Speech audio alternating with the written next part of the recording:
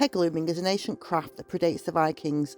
Sophie from the Peg Loomer is keeping the ancient craft alive and playing her part in the fight against climate change. Sophie's process starts with using the wool from rare breed sheep from local Saddleworth and Greenfield farmers, nestled in the hills of the Pennines in the north of England. I started back just after the first lockdown, so I've been doing it just over 2 years. I get the wool from farms within Saddleworth. I then take the fleece, wash it here and weave with it here, and usually sell it here as well. And it just means that's everything kept within the local area, which is really how we need to go to make a big impact on the planet, is sourcing things locally and utilising what we've got here rather than shipping in like man-made fibres from all over the world. Wool sequesters carbon, so it stores carbon. The carbon is in the grasses, the soil, the roots, and when the sheep eat those grasses, the carbon is utilised by the sheep to produce the wool. So the weight of wool, 50% of it is made up of carbon. So it means that by buying local wool, you're using a product that is actually storing carbon and keeping it from doing bad things, and therefore you're helping in the fight for the climate and the fight against climate change. These amazing Manx Lockton sheep, they originate from the Isle of Man. They're on the rare breed survival list as an endangered breed. In the 50s, there were only 43 surviving sheep. There's now about 1,500 breeding females across the UK. They're a primitive breed, small, very hardy, and their fleece is really super soft and silky, so it's really nice to work with. The top of the fleece is bleached by the sun, and then you've got this beautiful brown colour. So it's really nice to be able to have a brown product without it being dyed. Once Sophie has chosen the fleece she'll be working with, she takes the fleece back to her canal boat on the waterways of Saddleworth where she lives, and prepares the fleece for the next stage of the process by washing the fleece before she begins the actual process of peg looming. I put these little loops on, and then it's easier to warp it each time.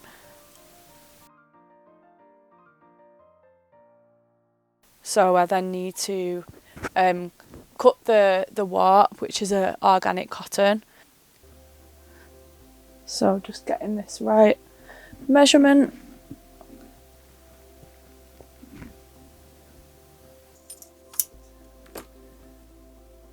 Just pulling it through like that. And this is what we call warping the loom. So just adding those warp threads. So now it's tying off the ends, and those will become the fringe that you see on the rug, on the end of the rug. So you're tying each to the one next to it like this. You just go in and out of the pegs, so it's nice and chunky. And you still keep a lot of this texture, which is nice. The looms themselves are just a piece of wood with holes in it, and then wooden dowels for pegs with holes in the bottom of the dowels for the string to go through. So it's really simple, they're not expensive, kids can do it, you know, it can be really accessible for anyone. And you can actually use all sorts of things to weave with on a peg loom, which is just a great way to use up textiles that aren't going to be used otherwise and end up in landfill. There's a bit of purple there, that's from the farmer's marking. So they'll mark to say maybe sheep is pregnant, and then there's different colours if they're pregnant with one lamb or two. And these, so wool is hypoallergenic, so people are not really allergic to it. It's stain resistant, odour resistant, so it means for in your house it's a great fibre. It's flame retardant, so it does not catch fire easily, and it's mega warm and cosy. There's always like little bits like this that you might not be able to weave with. And then I can card it on hand carders and needle felt with it to make little decorations and things. So it all gets used.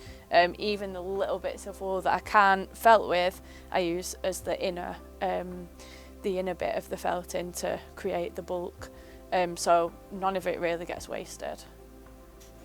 The greatest challenges for me in running this business are finances, pricing your product, trying to grow it in a way that's sensible financially, because also like deciding what to focus my time on, because I've got so many ideas for new thing, you know, different things to try with wool. I want to try doing my own dyeing of wool, so using natural materials, so plant dyes, so that I could do more landscapes and things with colouring, but again that it's done in a environmentally friendly way. So now that we've done a full section, we now want to bring it down onto the warp threads. So you pull the pegs out, that takes the warp thread up through the weave,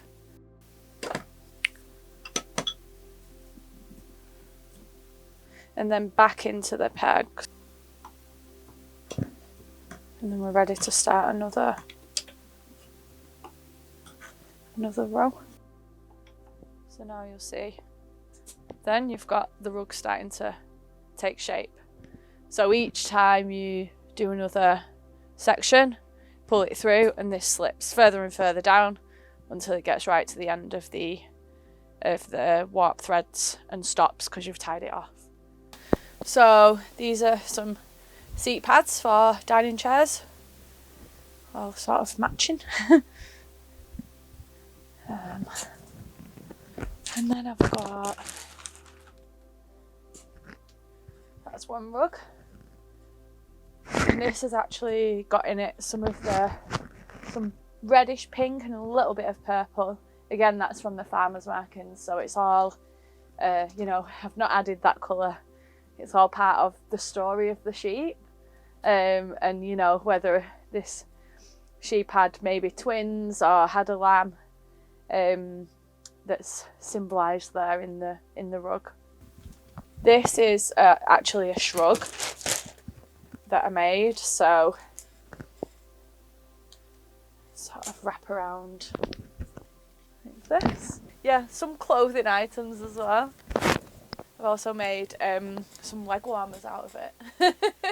To know that I'm part of keeping something like this going is great, and also the wider thing of being part of promoting British wool and utilising British wool, which I think people are becoming more aware of now.